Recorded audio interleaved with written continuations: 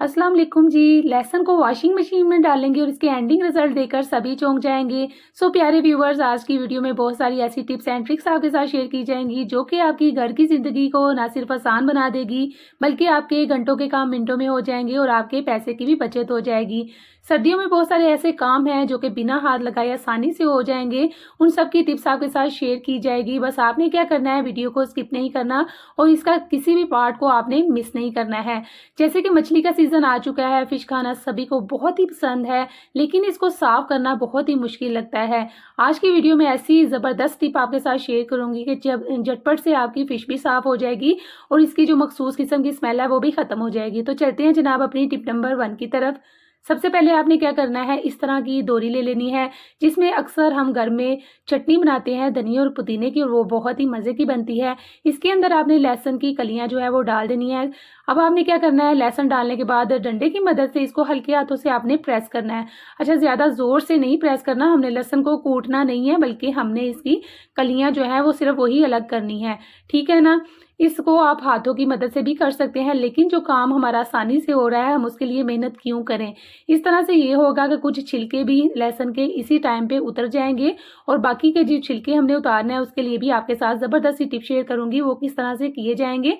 अच्छा, एक और टिप आपके साथ शेयर करती हूँ। अगर आपके पास लहसुन जो है वो देसी है और गीला लहसुन है तो उसके लिए ये टिप है कि आपने क्या करना है, लहसुन को पहले आपने हल्के हाथों से सरसों का ऑयल लगाना है, इसकी कलियां अलग कर लेनी है और उसके बाद हाथों पर हल्के हाथों से सरसों का ऑयल लगाना है और सारी कलियां जो है वो इसी तरह से सरसों का ऑयल लगाकर इनको 1 से 2 दिन की आपने अच्छी खासी धूप लगवानी है। धूप में ये अच्छा खासा कड़क हो जाएगा इसका ऊपर वाला छिलका। तो फिर आपने ये काम जो है वो इस तरह से करना है कि आपने जो मैं नेक्स्ट काम करूँगी फिर वो आपने करना है, ठीक है। अभी यहाँ पर आप देख सकते हैं कि कितने अच्छे से इसके छिलके जो है वो आधे से ज़्यादा उतर चुके हैं। बाकी इस तरह का शॉपर हर घर में मौजूद होगा। अक्सर हम मेडिकल स्टोर से मेडिसिन वगैरह मंगवाते हैं तो इस तरह के शॉपर हमें मिलते हैं। इस वाले शॉपर के अंदर आपने सारा लहसुन ऐड कर देना है। अच्छा, आपने शॉपर दूसरा पॉलीथिन बैग नहीं लेना बल्कि आपने इस तरह का सूती वाला शॉपर लेना है और इसके बाद सारा लहसुन इसके अंदर ऐड कर देना है। ये काम आप देसी लहसुन में भी यही काम आपने, यही ट्रिक जो है वो फॉलो करनी है। अब आपने ऊपर से इसको टाइटली 2 गिरें लगा देनी है ताकि ये खुले नहीं। इसके बाद आपने नेक्स्ट का क्या करना है, आपने क्या करना है, आपके घर में ड्राई मशीन है उसके अंदर आपने लहसुन इसी तरह से डाल देना है।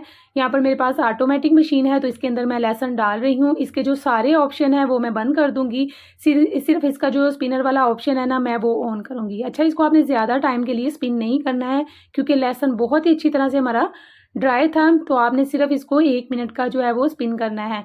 यहाँ पर मैं सारे ऑप्शन बंद कर देती हूँ। इसको मैंने 2 मिनट का लगाया था जो कि काफ़ी ज़्यादा टाइम था, इसलिए मैंने दोबारा इसको 1 मिनट का लगाया और 1 मिनट के बाद जब हम इसको निकाल लेंगे तो इसके एंडिंग रिजल्ट देखकर सभी हैरान रह जाएंगे।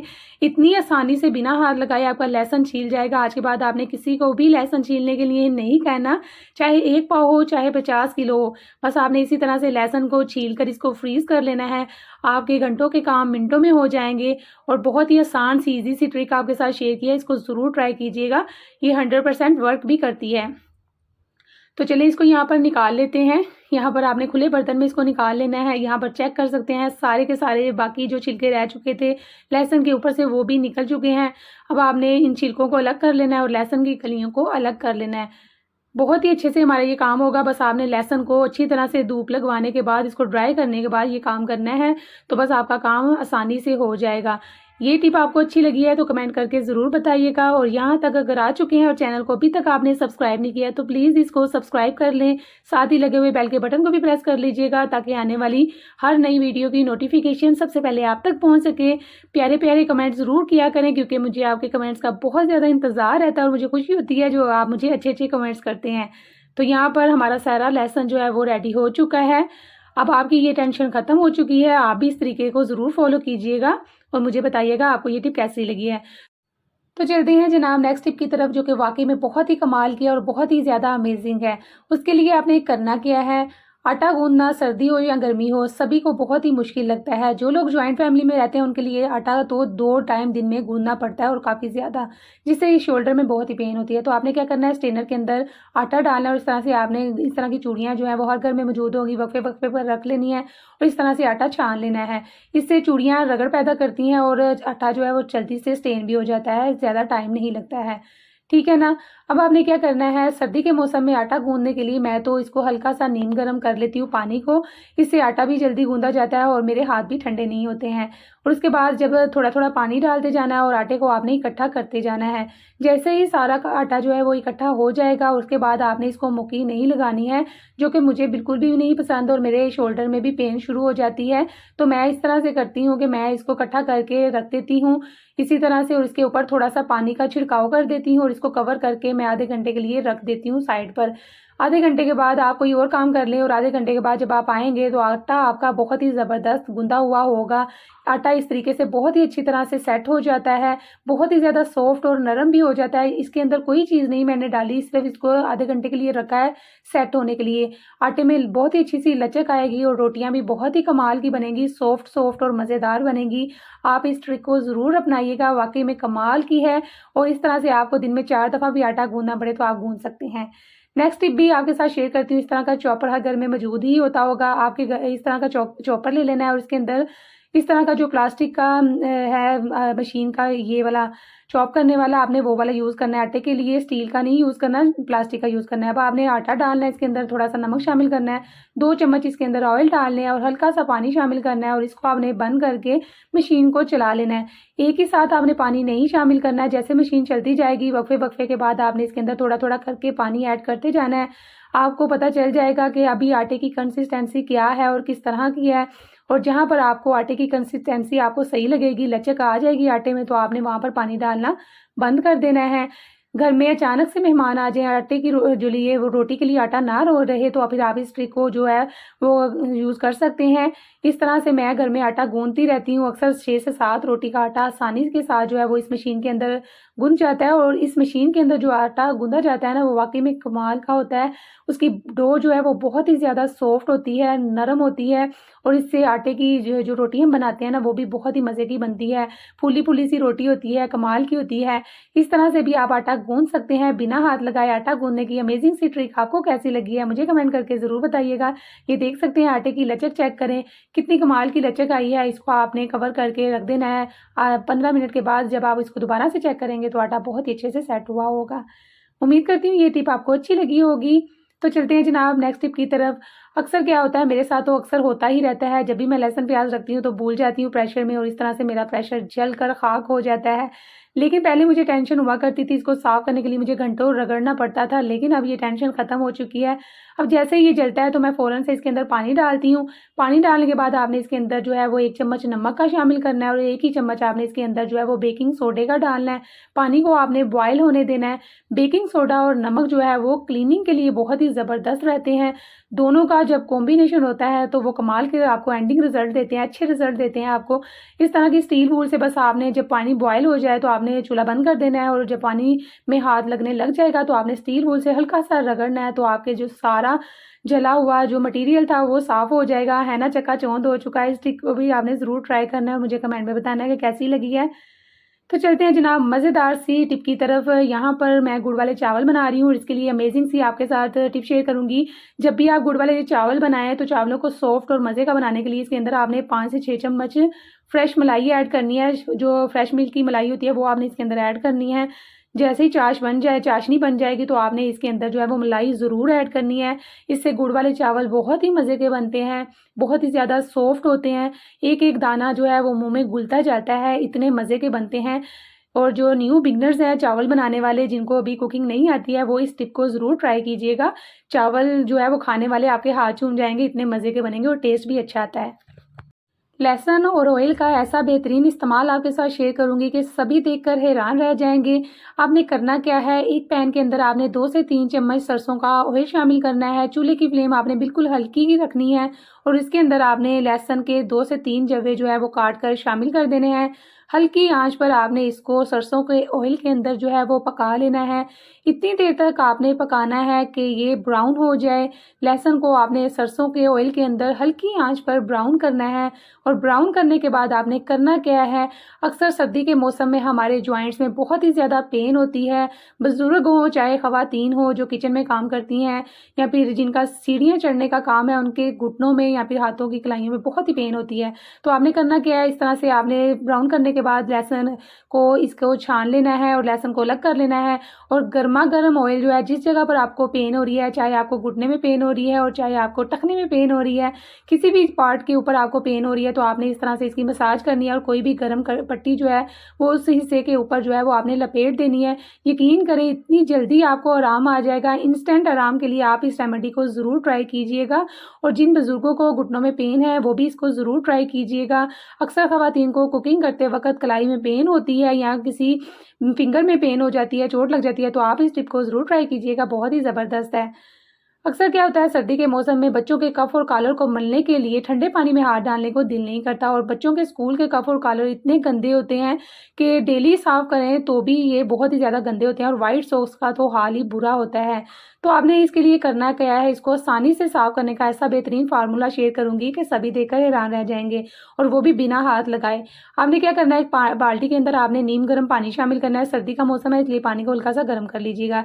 इसके अंदर ये जो मैंने सरफ बनाया था, सरफ के अंदर मैंने 2 कप सरफ लिया था और उसके अंदर 1 चम्मच नमक और 1 चम्मच ही आपने बेकिंग सोडा बनाकर रख लेना है। ये सरफ तैयार करके रख लेना है सफ़ेद कपड़ों के लिए।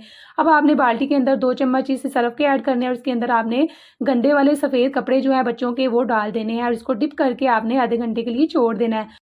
चलें जी, आधे घंटे के बाद जब इसको चेक करेंगे आप, तो इसके एंडिंग रिज़ल्ट देखकर आप सभी हैरान रह जाएंगे और इस वीडियो को लाइक करने पर मजबूर हो जाएंगे। ये देख सकते हैं आप, इसके कफ और कॉलर कितने अच्छे से साफ़ हो चुके हैं, बिना रगड़े सारे दाग जो है वो निकल चुके हैं। अगर आपको लगे कि जो दाग है कोई रह चुका है, तो आपने क्या करना है, इस तरह का साबुन देसी हर घर में मौजूद होता है, बाकी के दाग आप इस तरह से साफ़ कीजिएगा। और इसको सुखाने के बाद मैं आपको इसके रिज़ल्ट चेक करवा रही हूँ। ये देख सकते हैं, कॉलर बहुत ही अच्छी तरह से साफ़ हो चुके हैं। कफ हो, चाहे कॉलर हो, चाहे वाइट सॉक्स हो, सारे ही अच्छे से साफ़ हो चुके हैं। इसी तरह से आप बच्चों के डेली बेसिस पर जो है वो कपड़े साफ़ कर सकती हैं। वाइट कपड़ों के लिए बहुत ही बेहतरीन सर्फ है। बस इसको आपने बनाकर रख लेना है और जब भी आप कपड़े धोएं तो इस तरह से सर्फ डालिएगा और साफ़ कीजिएगा। चलें जी, फ़िश के लिए कमाल की टिप आपके साथ शेयर करती हूँ। बहुत सारे लोगों को फ़िश खाना बहुत ही ज़्यादा पसंद होता है, चाहे वो फ्राई फ़िश हो, चाहे वो सालन हो, लेकिन इसकी स्मेल ख़त्म करने का ऐसा बेहतरीन फार्मूला शेयर करूँगी कि सभी हैरान रह जाएँगे। आपने क्या करना है, आपने फ़िश जब भी बाज़ार से लानी है तो इसको बिना धोए जैसे बाज़ार से लाए हैं इसी तरह से इसको खुले बर्तन में डालना है और इसके अंदर आपने 1 चम्मच नमक का शामिल करना है और आधी प्याली आपने इसके अंदर सिरके की शामिल कर देनी है और खुला पानी डाल देना है बर्तन के अंदर, ताकि फ़िश जो है वो अच्छी तरह से डिप हो जाए। और इसको आपने 15 मिनट के लिए सिरके वाले पानी के अंदर ही डिप रखना है और इसके अंदर कोई चीज़ मज़ीद आपने ऐड नहीं करनी है। 15 मिनट छोड़ दें और इसके बाद चाहे तो आप 15 मिनट के लिए सारे पीसेस को आराम-आराम से साफ़ करते जाएँ। जो इसके अंदर जो है वो कुछ लगा हुआ है, ब्लड जमा हुआ है, उसको साथ-साथ साफ़ करते जाएँ। अच्छा, एक और बात आपको बताती चलूँ कि जब आपने फ़िश को मसलना है तो ज़्यादा ज़ोर से नहीं मसलना, क्योंकि फ़िश का गोश्त जो है वो बहुत ही ज़्यादा नाज़ुक होता है। ज़्यादा ज़ोर से मसलेंगे तो इसके जो रेशे हैं वो टूट जाएँगे, ठीक है। और सेकंड बात ये है कि जब भी आप बाज़ार से फ़िश लाएँगे तो आपने इसको लाने के बाद खुले पानी से नहीं वॉश करना, बल्कि आपने पहले ये वाला स्टेप करना है। बहुत सारे लोग जो हैं वो पहले लाकर इसका ब्लड वगैरह धो लेते हैं। अगर आपने ऐसा कर लिया तो फिर जो आप ये वाला स्टेप कर रहे हैं इसका कोई फ़ायदा नहीं है, आपको अच्छे से रिज़ल्ट नहीं मिलेंगे, ठीक है। अगर आप अच्छे रिज़ल्ट चाहती हैं और जो फ़िश की स्मेल है वो भी ख़त्म करना चाहते हैं, तो आपने सेम यही तरीका जो है वो अपनाना है जो मैं आपके साथ शेयर कर रही हूँ। अब मैं इसके अंदर मज़ीद और पानी ऐड कर रही हूँ और 5 मिनट के बाद मैं इसको जो है वो अच्छे से वॉश कर लूँगी। 1-2 दफ़ा वॉश करने के बाद ये देख सकते हैं फ़िश बहुत ही अच्छी तरह से साफ़ हो चुकी है और एक इसका अंदर कोई भी किस्म का ब्लड नहीं है और इसकी स्मेल तो बिल्कुल भी नहीं आ रही, किसी किस्म के गोश्त की स्मेल नहीं आ रही, बिल्कुल साफ़ हो चुकी है हमारी फ़िश।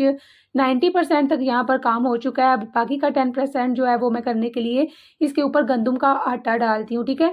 अगर आप आटा नहीं डालना चाहते तो ना डालिएगा, लेकिन मैं तो ये ज़रूर करती हूँ क्योंकि बच्चों ने खानी होती है और बच्चों को ज़रा सी भी स्मेल आ जाए तो वो फ़िश ही नहीं खाते हैं, इसलिए मैं आटा ज़रूर डालती हूँ। अभी आपने गंदम का आटा यूज़ करना है। अगर घर में गंदम का आटा नहीं है तो आप ये काम कॉर्नफ्लोर या फिर बेसन के साथ या फिर मैदे के साथ भी कर सकते हैं। आटा लगाने के बाद आपने हर पीस को अच्छी तरह से हल्के हाथों से मसलते जाना है। 5 से 10 मिनट तक ये अमल आपने करना है और उसके बाद फिर अगेन आपने फ़िश को अच्छी तरह से ठंडे पानी के साथ वॉश कर लेना है और वॉश करने के बाद आपको बहुत ही अच्छे से इसके एंडिंग रिज़ल्ट मिलेंगे। लेकिन यहाँ पर ये जो मैं काम कर रही हूँ ना, ये बहुत ही ज़्यादा पेनफुल है, इससे मुझे हाथों में काफ़ी पेन होती है क्योंकि जो फ़िश के काँटे हैं ना वो हाथों पे बहुत ही चुभते हैं। अच्छा, बहुत सारे लोग कहेंगे कि हम ग्लव्स पहन के कर लेते हैं, ग्लव्स पहन कर ये काम हो जाता है, लेकिन जब आपने फ़िश को साफ़ करने के बाद सारी चीज़ों की अच्छी तरह से क्लीनिंग करनी है तो फिर ग्लव्स पहनने का कोई फ़ायदा नहीं है। मैं तो इसको इसी तरह से हाथों के साथ ही मसलती हूँ, जो कि आपको बहुत ही अच्छे से रिज़ल्ट देता है। चलें जी, फ़िश को साफ़ करने के यहाँ पर सारे स्टेप मुकम्मल हो चुके हैं। इस तरह से आपने स्ट्रेनर में डाल देनी है और स्ट्रेनर में डालने के बाद इसके नीचे कोई भी आपने कैप रख देना है ताकि स्ट्रेनर टेढ़ी रहे और इसका सारा पानी जो है फ़िश का अच्छी तरह से निकल जाए। उम्मीद करती हूँ अच्छी लगी होगी आपको ये टिप। चलते हैं जनाब नेक्स्ट टिप की तरफ। यहाँ पर बहुत सारे शापर मेरे पास ढेरों ढेर इकट्ठे हो चुके हैं। ये शापर हर घर की ज़रूरत भी है और घर में आए जाने वाले सबसे ज़्यादा यही शॉपर होते हैं और इनको ठिकाने लगाना बहुत ही मुश्किल लगता है। तो आपने क्या करना है, घर के सारे शॉपर इकट्ठे करके रख लेने हैं और इनको इस तरह से आपने फ़ोल्ड करते जाना है और इनकी तह लगाते जाना है और इसकी फ़ोल्डिंग की जो टेक्नीक है वो उसको आपने गौर से देखना है और इसी तरह से आपने फ़ोल्ड करना है। फ़ोल्ड करने के बाद ट्विस्ट करना है और इसको आपने गिरा लगा लेनी है ताकि इसकी फ़ोल्डिंग जो है, इसकी तह जो है वो खुले नहीं, ठीक है।